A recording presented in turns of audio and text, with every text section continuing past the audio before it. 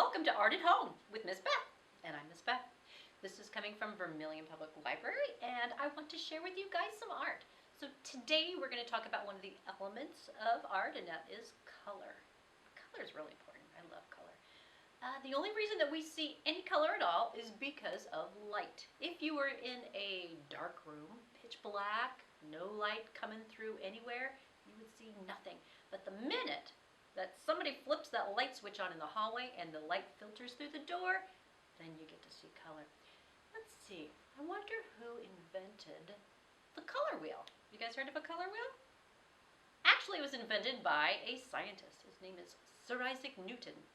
Yeah, he's also the one that had the apple fall on his head, but he also did the color wheel.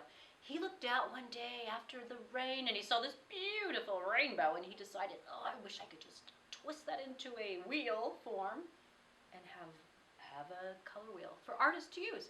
So what he did, he ended up making, and this was back in 1706, he ended up doing a rotating disc.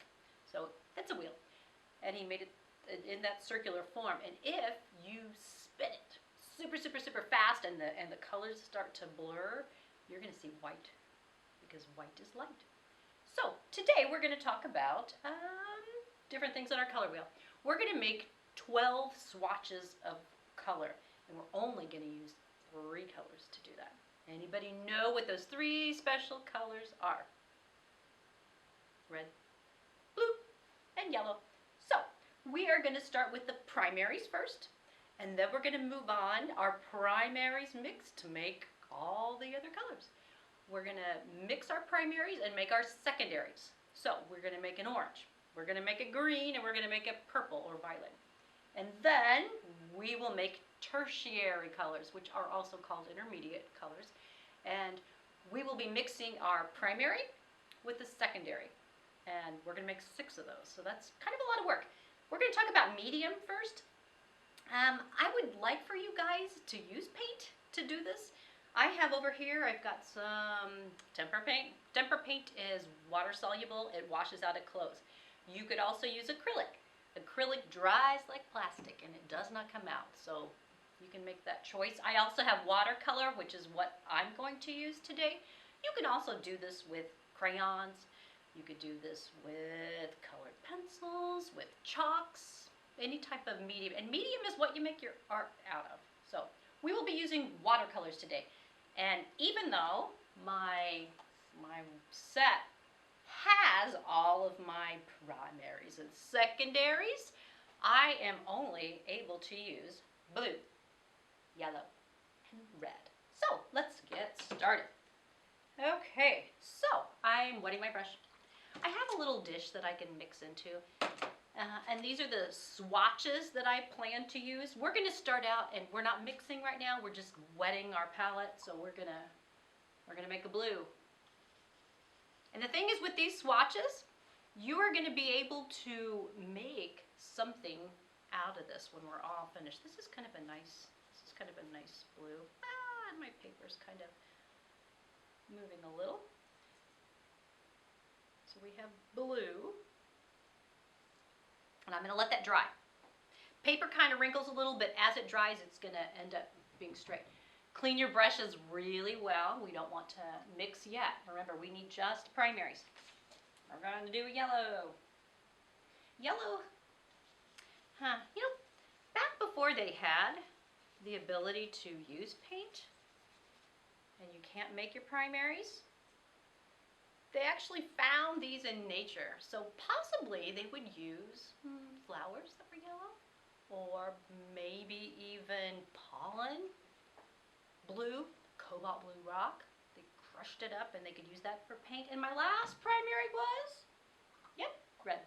So I'm going to get my red ready to go. So there's some wonderful fruits that we eat that have a beautiful red juice. Strawberries or cherries. That's what they used to make their red paint. And with my watercolor, you may think that looks pink. It isn't as strong as if I were using tempera or acrylic. Okay, so I have my primaries, cleaning my brush. Let's think about it now. I'm going to mix blue and yellow. what do you think blue and yellow make? So I'm going to use this to mix with. I've got some blue. And this is kind of like magic. I'm going to clean my brush in between. And some yellow. And I think I want more yellow than blue. Ah! I'm going to do more yet. This was one of the things when with kids. I have this beautiful, beautiful green. Magically made green.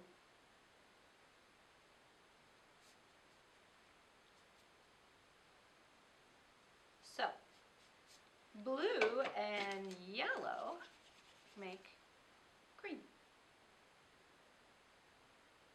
So make sure we clean that brush off really well. I think I'm going to clean my palette off as well too so we can get the next one. So, I've got blue and yellow. Let's go with yellow and red. Get all of that out. And you might need to go back into your watercolors and kind of wipe it a little. We're going to go with yellow. And once again, red is strong, so we want to make sure that we don't use as much of that as we do for yellow.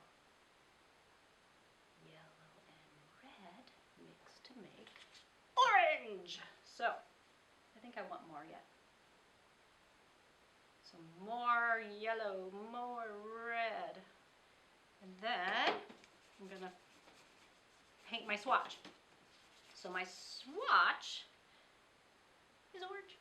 And with watercolors, they're kind of translucent, I think is the word I'm looking for. They're a lot paler. If you were to use tempera or acrylic, you're going to get a lot brighter colors. So your choice of how you want your color wheel to look. So I have yellow and blue. I have red and yellow. Now I need blue and red. Cleaning off my brush. And a little trivia here for you. This color that I'm about to make is probably the most liked color by most kids. That is why Barney, if anyone remembers that show, is what color? Purple! Or violet. Different name for it. I'm going to do a little bit more red with this. And usually it's like equal color. Another trick for you guys, if you're using acrylic or tempera and you're trying to get a really pretty purple, you need to add a little bit of white. And adding that little bit of white makes it a lot prettier. This is a decent purple, but I don't have white to add to it. Yeah, sometimes it gets kind of a muddy color when you're mixing with them. So I have 6 swatches made. 6 swatches ready to be made into something. But we have 6 more to go. We're gonna mix our primary with our secondary. So right now, I still have my violet. I'm gonna add more blue. What's gonna happen if I add more blue to my violet already? No, it's not blue. This is blue violet. And I am going to put that on the swatch. And I'll show you next to the other blue that it is a little bit different. So I have this. This is my blue violet. That's my blue. And you can see that they're different. This one has a little bit more little red into it, but it's going to have more. We're going to make our red violet next.